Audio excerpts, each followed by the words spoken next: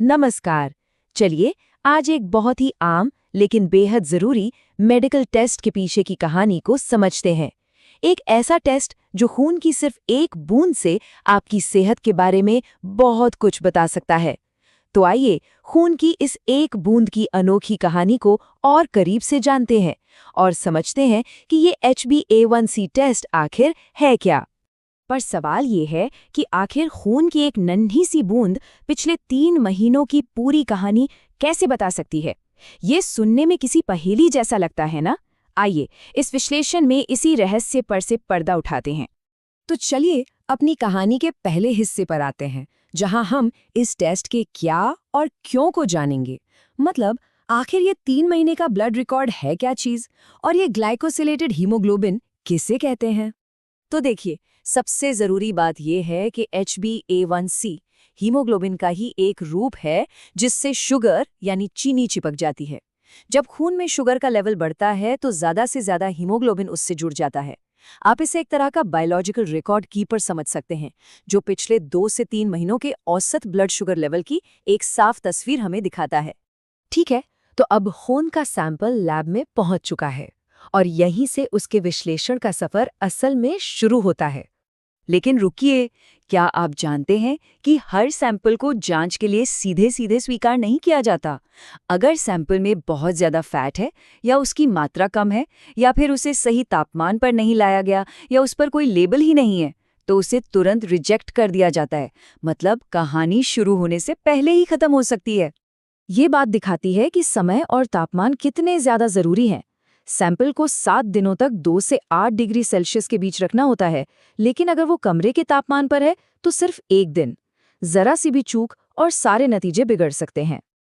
अच्छा, तो सैंपल से जुड़ी सारी शर्तें पूरी हो गईं और उसे स्वीकार कर लिया गया।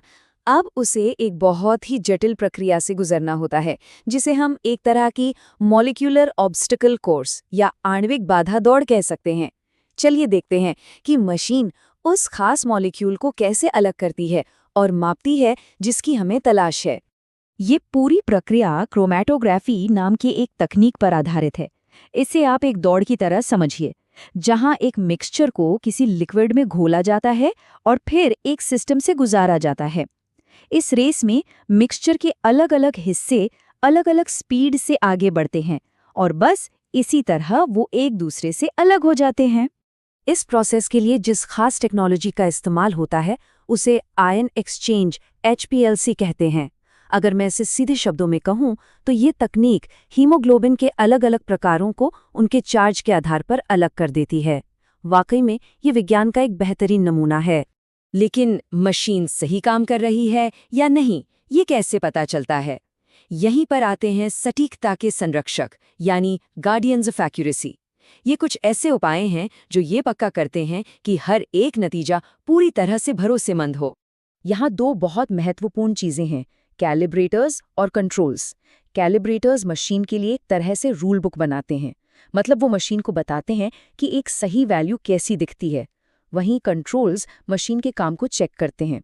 उन्हें बिल्कुल मरीज के सैंपल की तरह ही टेस्ट किया जाता है, ताकि ये पक्का हो सके कि मशीन एकदम सही जवाब दे रही है। जरा इस नंबर को देखिए, 2500। एक नई एनालिटिकल कार्ट्रिज 2500 विश्लेषण करने की क्षमता रखती है।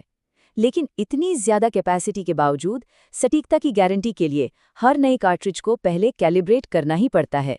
ये बहुत जरूरी है। ये पूरी प्रक्रिया, जानते हैं, किसी पायलट की प्री फ्लाइट चेकलिस्ट जैसी होती है। हर चीज को एक तय क्रम में रखा जाता है। सबसे पहले ब्लैंक, फिर प्राइमर, फिर कैलिब्रेटर्स, फिर कंट्रोल्स और सबसे आखिर में मरीज के सैंपल। हर एक कदम बहुत ही सावधानी से उठाया जाता है। अब इस सफर के आखिरी पड़ाव पर टेक्नोलॉजी का सामना होता है इंसानी विशेषज्ञता से। मशीन ने अपना काम तो कर दिया है, लेकिन अभी भी एक बहुत जरूरी कदम बाकी है। इस प्रक्रिया से जुड़ा ये सीधा सा वाक्य सब कुछ साफ कर देता है। नतीजे रिपोर्ट करने से पहले हर क्रोमैटोग्राम की सावधानी से जांच करें। इसका सीधा मतलब ये है कि आखिरी फैसला ऑटोमैटिक नहीं होता। इसके लिए एक प्रशिक्षित पेशेवर की पैनी नज़र की ज़रूरत होती है। तो आखिर एक विशेषज्ञ क्या देखता है? वो हीमोग्लोबिन के उन खास प्रकारों को ढूंढते हैं जो नतीजों पर असर डाल सकते हैं, जैसे HbS या C। वो डेटा में किसी भी तरह के अप्रत्याशित उतार चढ़ाव या सैंपल में क्लॉटिंग की समस्या को पकड़ते हैं। और ये वो काम है जो सिर्फ एक अनुभवी इंसान ही कर सकता है। इन सभी मुश्किल पड़ावों को पार करने के बाद आखिरकार वो अंतिम सत्यापित HbA1c का नतीजा दशमलव के सबसे करीबी अंक तक रिपोर्ट किया जाता है। खून की एक बूंद की ये लंबी यात्रा अब पूरी हो चुकी है और ये छोटी सी संख्या अब स्वास्थ्य से जुड़े बड़े और महत्वपूर्ण फैसले लेने में मदद करने के लिए तैयार है। तो जरा सोचिए, अगर ये सिर्फ खून की एक बूंद की कहानी है, तो चिकित्सा विज्ञान और कौन-कौन से अनगिनत रहस्य खोलने की कगार पर खड़ा है। भविष्य में हम और क्या-क्या जान पाएंगे, ये विचार ही अपने आप में